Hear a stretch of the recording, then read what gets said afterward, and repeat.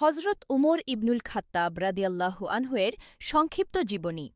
হজরত উমর ইবনুল খাত্তাব রাদিয়াল্লাহু আনহু ৫৮৪ খ্রিস্টাব্দে মক্কার কুরাইশ বংশের বনু আদি গোত্রে জন্মগ্রহণ করেন। পিতা খাত্তাব ইবনে নুফাইল ও মাতা হান্তামা বিনতে হিশাম। যুবক বয়সে তিনি ছিলেন সাহসী, কুস্তিগীর, কবি ও বাগ্মী। কুরাইশদের দূত হিসেবে বিভিন্ন গোত্রে যেতেন।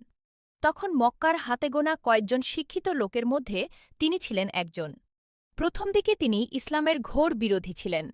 মুসলমানদের ওপর নির্যাতন করতেন। একদিন রসুল সাল্লাল্লাহু আলাইহি ওয়াসাল্লামকে হত্যা করার নিয়তে তরবারি নিয়ে বের হন।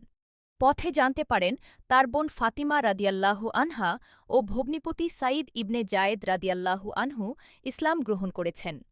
রাগে বোনের বাড়ি গিয়ে তাদের প্রহার করেন। রক্ত দেখে লজ্জিত হয়ে কুরআন পড়তে চান। সূরা তাহার আয়াত শুনে তার হৃদয় বদলে যায়। সেখান থেকে সরাসরি দারুল আরকামে গিয়ে রসুল সাল্লাল্লাহু আলাইহি ওয়াসাল্লামের হাতে ইসলাম কবুল করেন। এটি ছিল নবুয়াতের ৬ষ্ঠ বছর। তার ইসলাম গ্রহণ ছিল মুসলমানদের জন্য বিরাট বিজয়। সেদিন থেকে মুসলমানরা প্রকাশ্যে কাবাঘরে নামাজ পড়া শুরু করেন। রসুল সাল্লাল্লাহু আলাইহি ওয়াসাল্লাম তাকে আল ফারুক উপাধি দেন, যার অর্থ সত্য মিথ্যার পার্থক্যকারী। হিজরতের সময় তিনি প্রকাশ্যে তরবারি হাতে ঘোষণা দিয়ে মদিনায় যান। কেউ বাধা দেওয়ার সাহস পায়নি। বদর, উহুদ, খন্দক, খায়বারসহ সকল বড় যুদ্ধে তিনি বীরত্বের সাথে লড়েন।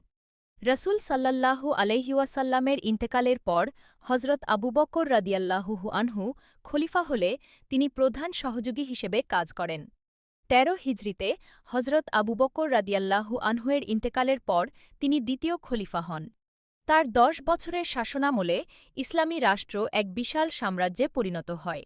কাদিসিয়া ও নাহাওয়ান্দ যুদ্ধে পারস্য সাম্রাজ্য এবং ইয়ারমুক যুদ্ধে রোমানদের বড় অংশ পরাজিত হয়। জেরুজালেম, সিরিয়া, মিশর, ইরাক,